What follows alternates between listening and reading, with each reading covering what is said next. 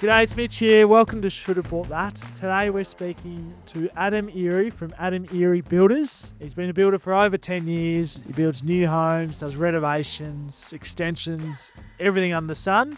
We're going to talk about how best to find that block of land you're searching for, all the ins and outs, and then also what you should look for in a builder for your next home.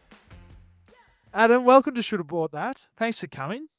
Yes, thanks for having me. Mate, a pleasure to have you here today, and we're keen to dive into the building world and what makes a good property and a good build. 100%. So, mate, you've been a builder for 10 or so years at Adam Earey Builders. Mate, how did you get into the industry initially? And talk to us about your experience as a builder. Yeah, so I started out as a carpenter, did my apprenticeship with my dad, and now sort of became a registered builder over the last 10 years. I've been doing that, and I've done a lot of renovations, extensions, and a few new builds. Yeah, mate, we see a lot of people come to us, whether it's they're wanting to build a dream home down the track, or they want to purchase a block of land and don't really know how to go about the build. And as finance brokers, we're not really qualified to quote them on that kind of information, or we generally try and rely on industry professionals for that kind of info.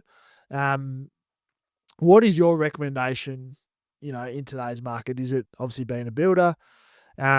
Would you have more preference to buy a block of land and then build a home from scratch? Or are you seeing a lot of value in established homes and people upgrading established homes? I mean, every situation is different. If you're buying a really bad house and you're trying to renovate that, then I'd probably suggest a knock it down and build. What is a bad house? If the house doesn't have a lot of areas that have been renovated, or or maybe it's been chopped and changed too much, or the foundations aren't good. What would be a poor foundation to start a house? To when someone might expect a new property or an established property, and the foundation's not up to scratch. What would that look like? If you've got a subfloor construction, you need to look at the stumps and make sure they're concrete, and there's often timber stumps and they're all rotted, and you'd need to redo them. That's a subfloor. Yeah. Otherwise, if you've got a brick house, a lot of the old houses that are built before the 60s, the footings of them were typically sort of 300 deep, and that's okay, but that back then they never took into consideration a lot of like soil reports or the soil rating. How important is the soil rating? Like when you do soil testing and there's a new new development area and there's blocks of land being subdivided. How important is the soil? What are you looking for? In an ideal world, you'd get a good soil classification, and then the build cost wouldn't blow out as much. Right. But, so if it's poor soil, the build costs are greater. Yeah, definitely. Yeah. So you'll end up having to put in board piers and holes up to 2 meters deep, or more steel in a slab, or anything like that. Okay. And even if you've pulled a tree out within the vicinity of the construction, that the roots are, I think it's 2 years. So there's quite a bit that goes into. Then creates unstable soil, and you would need to deepen the slab or the stumps in that area. Yeah. So let's go through two scenarios, right? First home buyer looking to buy an established property. They walk into a property. What are they looking for? Obviously, a lot of them will go and get a building inspection done, but what should they be looking for? Well, I sort of break it down into the obvious. Yep. And anything that a building inspector would pick up on, and the structure of the house. But if I was, looking at buying, I would obviously location. The contours and elevation to me is a big one, because I don't want to. I wouldn't want to buy a house and realize, it's in a gully, or it's really low and it's got a lot of moisture, rising damp coming up. If the house hasn't got adequate subfloor ventilation. Are these things that get picked up in the building inspection, or is it? Yeah, definitely. Like if you got a private building inspector to have a look at the house, he would say that there is moisture under the house, or this house, if it's a brick house, the vents haven't been put in adequate spacings, or you need to put in vents. And brilliant. Okay. And it's something you could see if you went and inspected the property yourself? Yeah, like definitely. As a sort of novice, sure. or first time? Yeah. First time buyer. Okay, great. I'd definitely take a look under the house and Yeah. see what's going on. Okay, brilliant. What else you be looking for first time buyer? Walk into a new property. Looking at the obvious things, lighting and windows and what maintenance is required, what services they have, whether or not they're going to need replacing in the next couple of years. It's like a hot water service, that kind of stuff. Things like that are just going to add costs. And for me, buying a house, if you are looking at buying a fairly good house and you're hoping not to do anything on it, I look at the products that it's been built with. So I like durable products. Yep. These days I sort of stay away from just timber weatherboard homes. I mean, they just rot out that quick. Okay. If they haven't had a good coat of paint on them, or it's just a maintenance thing for me. Yep. Okay. Constantly having So to paint them. weatherboards are no go. Yes, but you can get cement sheet weatherboards these days. So that just requires painting. And they don't rot out. And you wouldn't. Is that common? People substituting? Yeah, definitely. Like in any sort of new home now, I'd like to think that they would put in the cement sheet ones on more so, especially if it's a second story bit. Last thing you want to be doing is having to get scaff out and then doing all the weatherboards up top. Yeah. And if they haven't been coated, I've seen new homes being put up and had timber weatherboards up top. And within, I reckon, 5-6 years, it's looking like they're going to need a lot of work doing to them. What else would you look for? Just things like if it's been renovated, has it been done well? Often you'll get the home handyman renovating it, and it's just, for me, I can see it straight away. It's just like that this hasn't been done properly. But yeah, that's a big one. Is that people try and get a property ready for sale? Yeah, they might just make some cosmetic improvements that don't look that nice. Yeah, even an extension that's been done, it's just can look tacked on, or it doesn't make a lot of sense within the sort of feng shui of the house. Feng shui. Yes, that's that one. Yes. Yep. If you're trying to blend in with a house, a good renovation would be pitched in. If it's a pitched house, sort of more of a cheaper renovation or extension is a flat roof extension, or even just have a lot of the walls like just sort of been pulled out and left bits and pieces in place, and just not been done to a polished sort of look. Typically, you sort of want it to look part of the house and not tacked on or anything. Yeah. So that would, if it's sort of starting to look like that, it starts looking a bit cheaper. You would have seen some interesting layouts. Are you, do you place a lot of importance on the layout of a home? For energy rating and the direction of the sun plays a part in it. So when you're building new property, are you building it with an energy rating level? Yeah. Do you have to build it to a certain level? Yeah. So these days you have to follow the NatHERS energy rating, which is a minimum of 7 stars now in Victoria, maximum of 10. So that's Nation Housing Energy Rating Scheme. Okay, nice. Yeah, that's what it stands for. So if you're getting a building permit or anything, that's part of it. So you'd have to get an energy rating report, and they'll basically tell you what you need to do. Even having solar panels and things like that will come into play there. But you've got double glazed windows. Yep. Color of the roof. What colors are better, like as in dark? Is So that attract dark, the sun? Typically get a bit hotter. Okay, so you're going to go light colours. Exactly, yes. That's good for me. Yeah, and ventilation. So it's more just house ventilation, how sealed up it is, and any air gaps in windows and things like that need to be pretty good if you're going to get a high energy rating. Mate, take another step back. A first home buyer, they're looking for a block of land. Yep. Could be sort of metro area, wanting to build their dream home. How do they go about securing that part of land, or what should they be looking for? You want to make sure if you've got a block of land that you like and the location's good and you like everything about it, you need to check any council rules in that area. Yep.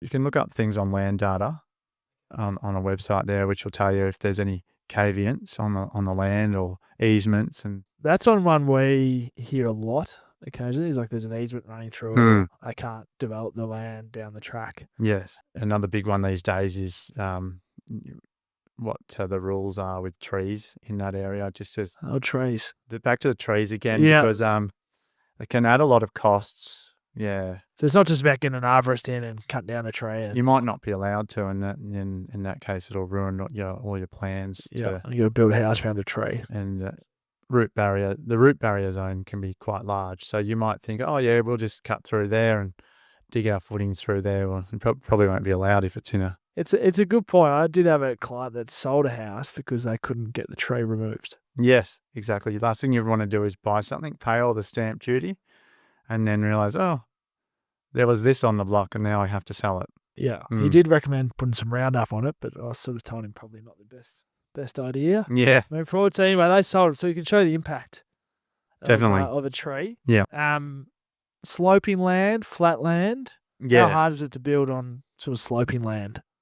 9 times out of 10, a sloping land is going to add costs. And it's just the excavation these days is so expensive, and soil removal, and if you're trying to get it level, and you often lose a lot of backyard space if it's not level, it's unusable. So it's just a cost thing. There's nothing necessarily wrong with buying a block. You can get quite a nice view from some of these houses, and you might even want to sort of dig in a carport, or and sort of have some that so that it underground goes parking or something under the house. Yeah. So I've only one time I had a person saying they actually look for houses on a hill, so they can do that, and you'll probably get it cheaper, the land, but it's going to end up costing you more. Yeah. Okay. Gotcha. So say someone's found their block of land. What's the process there if they want to engage you as a builder? What do they have to go through before you actually start building? I mean, if you're looking at a specific block, you want to almost engage with the draftsman, and he would be able to tell you if you can fit that sort of size house on that block. And do you work closely in with draftsmen initially? Yeah, I've got a few that I deal with a bit. And, so you're in sort of constant communication. Yeah, that's right. The build, and they're a lot more up to speed on all the regulations, so they'll know setbacks, and each council is different, so that's where it makes it a bit tricky. Yeah. So you got to navigate through a council. Yeah. As well. Yeah. In terms of setbacks. Okay. So how much do you rely on the draftsman for that process? A fair bit. And then you essentially cater to whatever. Yeah. If a draftsman or an architect will, if they know what they're doing, they'll look up the law, the rules in that. The town planning and all of that, so when you're designing a house, or it's going to speed up the process a lot if you don't have to get town planning. So typically, if you want to get a building permit and you're not breaching any of the town planning rules, it'll make it a lot quicker. So if you're trying to build within a specific setback from the boundary, you'd have to get a dispensation or an amendment on that, and that can add an extra month or two on just waiting for that to happen. And if you're paying interest on that block of land, that can get expensive. And then, that's not guaranteed that it's going to get through. 100%. Now the question to you is, we find whether it's the client's experience or you hear stories of builders take forever to build a property. You're probably going to say it's not necessarily always the case. But obviously that affects if they've got interest-only repayments, or they're trying to, hold on to land for that certain period of time. What are the reasons why it might be delayed? Is that? Well, materials and supply and demand and things like that used to play a big role closer to the coronavirus. But I'd like to think now that things have improved a bit. Settled down, yeah. Other than that, if you are signing a contract with a builder, often there'll be a clause on there, damages for delays, and it'll stipulate how many days the contract goes for, and if you go over that duration, then the builder ends up having to pay for taking longer, basically, to cover those sort of costs. Yeah, there's a clause in there to protect the so you can home buyer. You can put whatever time frame you want on that. Yeah, depending on the project. Yeah. Do you have a rough estimate of time frame you take to build, like a standard 4-bedroom house?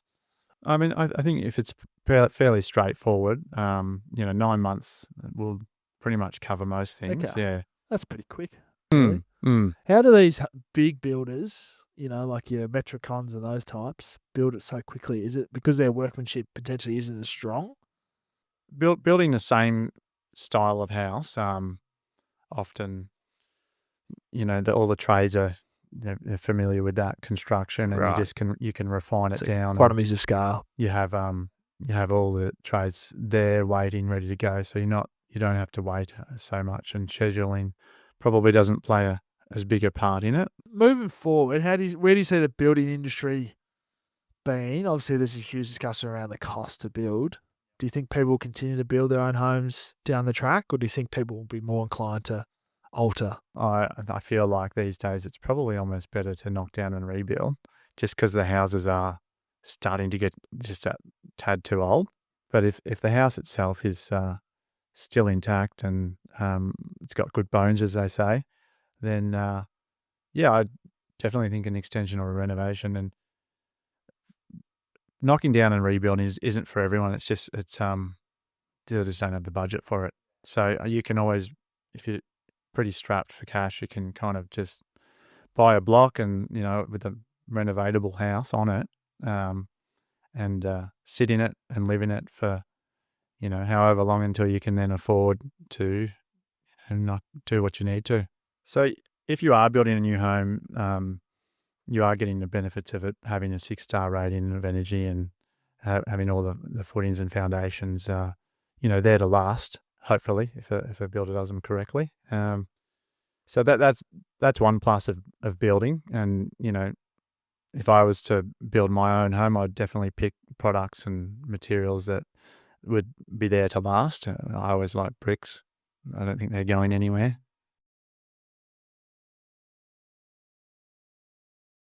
Things, these days, if you're trying to cut costs, you can use foam and render it and all of that.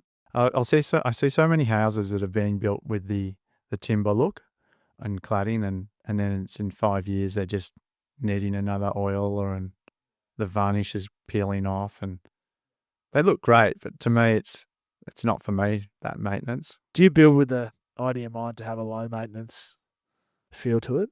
Yeah, Forward. Is yeah, that for something you sure. discuss with clients, or Yeah, something even to look for? stepping all the way back to a picket fence. You're building a timber picket fence, and they don't last that long, do they?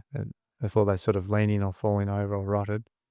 The cost differences in building to buy, like what are some of the hidden costs Yeah, in sort of buying, sorry, not buying, but building your new home? if you've bought a block of land, obviously the obvious one is stamp duty. Yeah, it's nasty and it's quite expensive. So put in perspective, for Victoria, $1 million purchase, it's about 55K-ish, Yeah, roughly. exactly. So Yeah, it's quite, yeah, it's 5%. it's a lot. Yeah, and you've got legal fees, surveyors, conveyancing, interest rates, rates adjustment. Yep. That you've got to pay. That's a good one. That's one that people miss quite a bit when you buy a property. Is actually Yeah. you got to take over the rates Yeah, and pre-purchase. it's a bit of a shock, and you're looking for the solicitor's report of what it actually costed and where the costs went. You're like, rates adjustment. What have they done there? They've just thrown this one on. Yeah, spot on. Yeah, other council and taking over the electrical as well. Yeah, absolutely. When you start to build your new home, are there any costs that people, if they're trying to build or they engage the builder, that they should look out for, that the extra cost within the contract potentially that might arise, or is it a set figure? Yeah, when people are it building? depends whether or not the builder has included to do the whole planning side of it, or whether or not you've just brought the block and you want to draw up your own plans and do all that. So if that's the case, you've got a few costs. Soil test you'll have to get done. That's about $600. Building plans, typically for a new house, are probably about $4,000. Okay, and that's with a draftsman. That's just a draftsman. If you're going to an architect, it's going to be a lot more. Yep. Yeah. And building surveyor, they to get the building permit, that'd be, if it's a new home, it's roughly around $4,000 now for that. Yeah. And you might have to get the titles done, pegged out. It's about $600. Engineering, 3,000. Energy report, Yep. 600. An energy report, 600. Yeah. Whack that on the end. Yep. Landscape plan sometimes needed. Drainage plan, they're starting to get pretty big now as well. I can understand that. And any town planning approvals that you need, that'd be, each amendment can cost around 360. Is that the slowest part of it? Town planning? Yeah, Like if you're definitely. going to council? They're not You try exactly to avoid that at all fast-moving costs. organisations. Yeah. Yeah. Yeah. Yeah. Okay. So, if you're getting out of it lightly, it'd be about 13,000 Okay. for that. Yeah. Yeah. Mate, that's a good breakdown. Roughly 13K extra of stuff that probably people wouldn't know. I'll paint a scenario for you. I'll just put a block of land, flat. Mm-hmm. So Good. cost will be down, so that's a good little tick. No trees. No trees either. There's not a tree in sight. It's just dirt. Soil's good, solid soil. But I want to engage a builder. What should I be looking for in a builder, or what sort of questions should I ask? So you need to make sure they're registered. Okay. Step one. Yeah. They should have a DBU, a domestic builder unlimited. Okay. Yeah. So they should have a number there. Yeah. And if you look that number up, they should be on the register. That's it.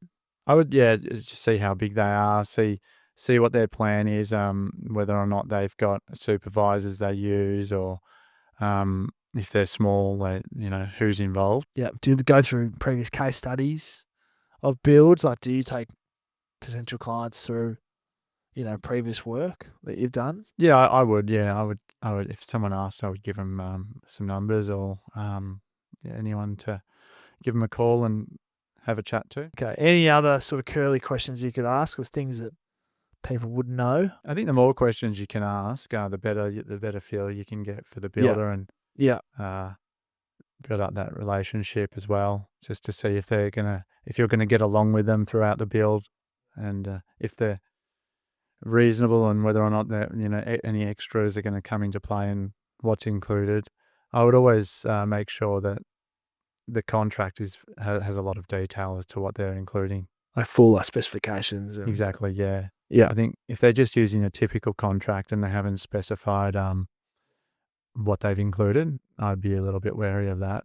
I mean, it's great for the legal side of things, the contract, but you really want to see and know what's included. It's also a requirement from a lender perspective too. They want to say full specifications, as much detail as possible. Yeah. Actually helps strengthen your finance application too. Workmanship there, as where with the smaller builders, you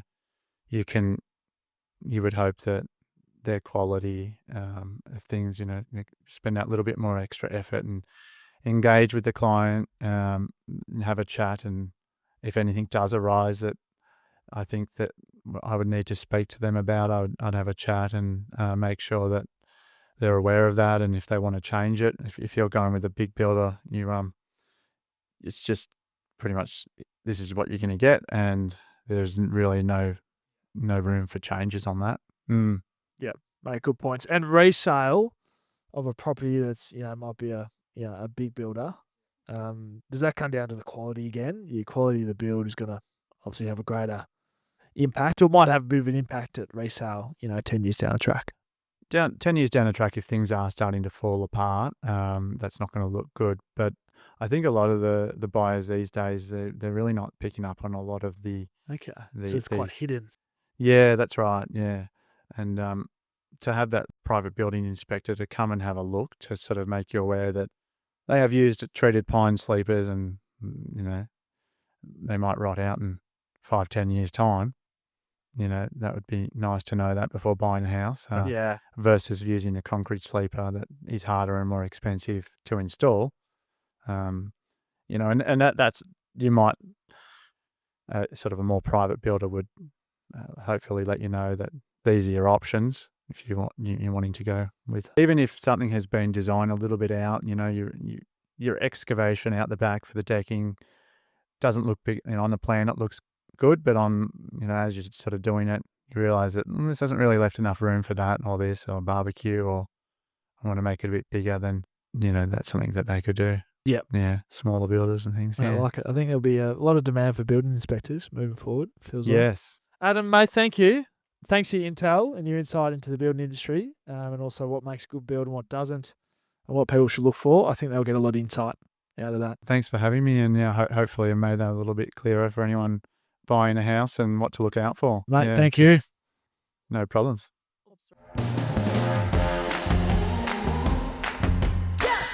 Thanks for listening to Adam's episode. He's a beauty. We learned so much about building, finding the perfect block of land, and everything you need to know about your next dream build. Please click follow on whatever app you're listening to for any future episodes. We can't wait to see you there.